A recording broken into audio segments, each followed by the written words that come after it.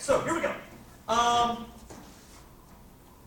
right, so what I want you guys to see here is the solution that I use for this is going to be very similar to what we were doing when we did conservation of energy problems. All right, it's going to be about identifying the important points in the object's motion and thinking about height and velocity at those points.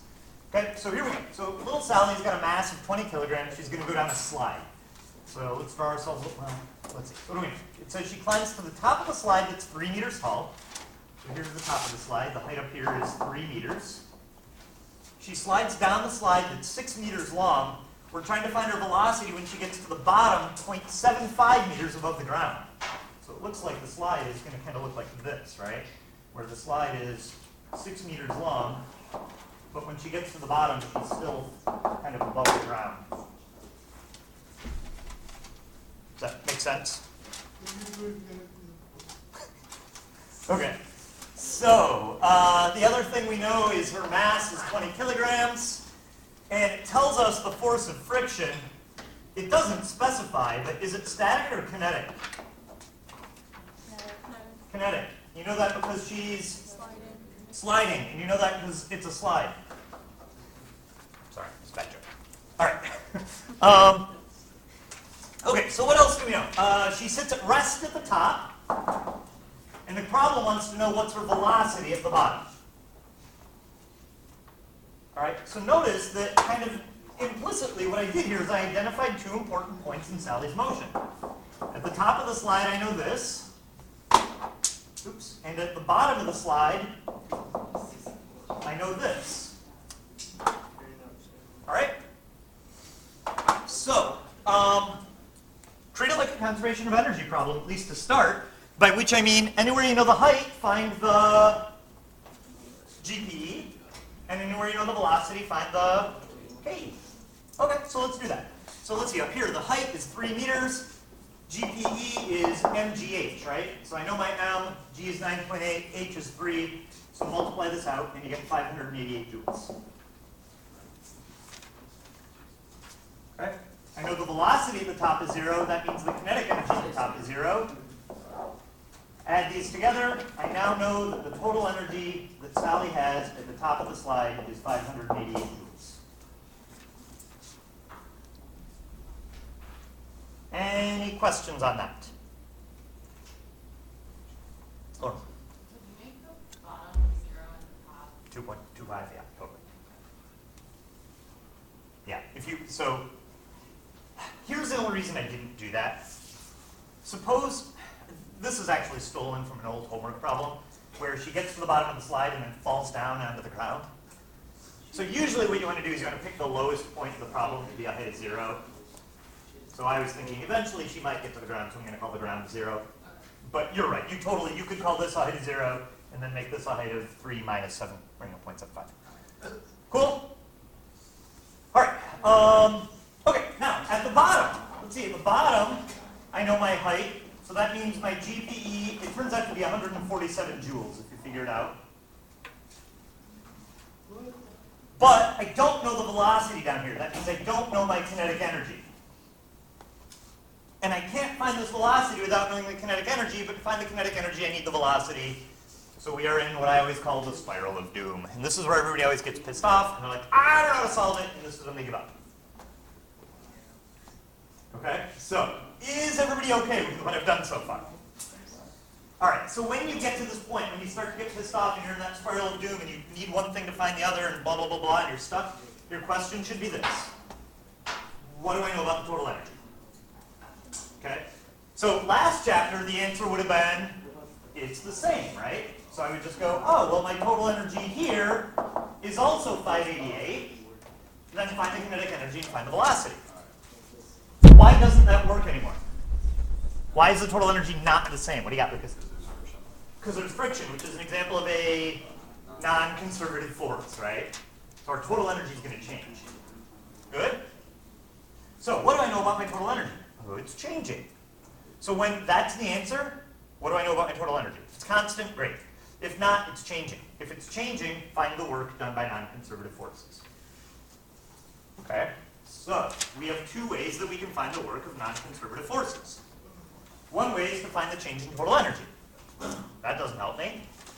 The other way to do it is the work of non-conservative forces is the amount of forces that are non-conservative times the displacement times the cosine of the angle.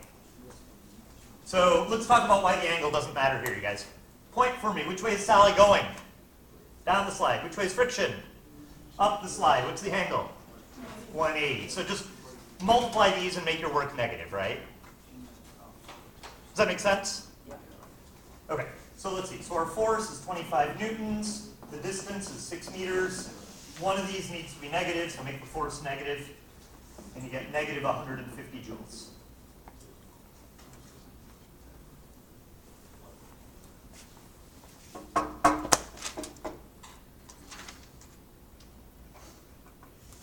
Okay, so we found the work. Great. What the bleep does it mean?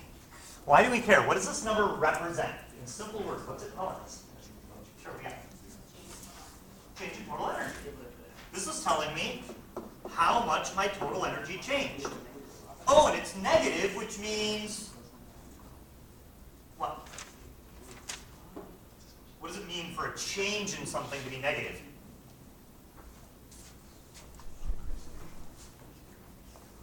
Change in total energy, change in anything, is always final minus initial. The only way that can be negative is if your initial's the bigger one, right? Okay, so it just means you're losing energy.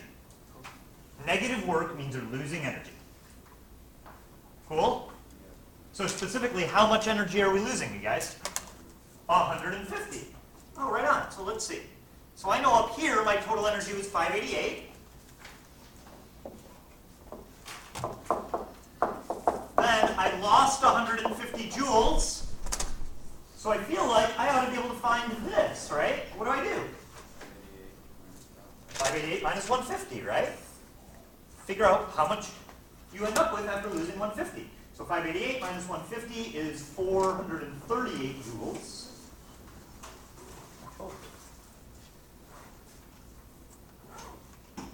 Good. So now what? Subtract to find the KE and then find your velocity, right? These two need to add up to 438. So this has got to be, I think it's 291. And then you can do KE equals 1/2 mv squared and solve for V, and you get 5.4 meters a second. Here's your answer. That's a crappy smiley face. Yes. Oh yeah, I saw that. Have a good afternoon. 5A is due tomorrow, or 6 5A.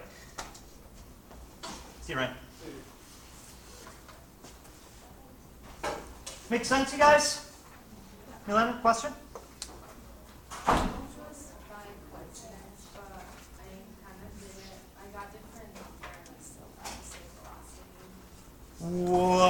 What do you mean when you say you got a different number? Okay, so I got the 150, and I just added that to the gravitational energy, and then 297 equals 1/2 times 20 d squared, and I got 5.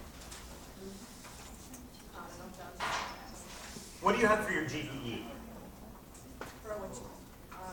At the top or bottom? I guess at the top.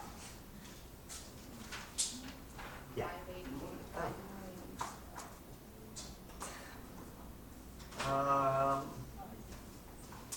I don't know. Let me move 150. Oh, I see what you did. That's just a weird coincidence. Yeah, that's just coincidence. Okay. I see. So you did 147 plus 150. Yeah. Gotcha. Yeah, so you can't assume, okay. So basically what you, no, that doesn't even work either. I see. Yeah, that's a coincidence. And let me think a little bit more about how to explain to you why that doesn't work. But let me go through the next example and then I'll sit down with you. Is that okay? Yeah. All right, everybody good with this one?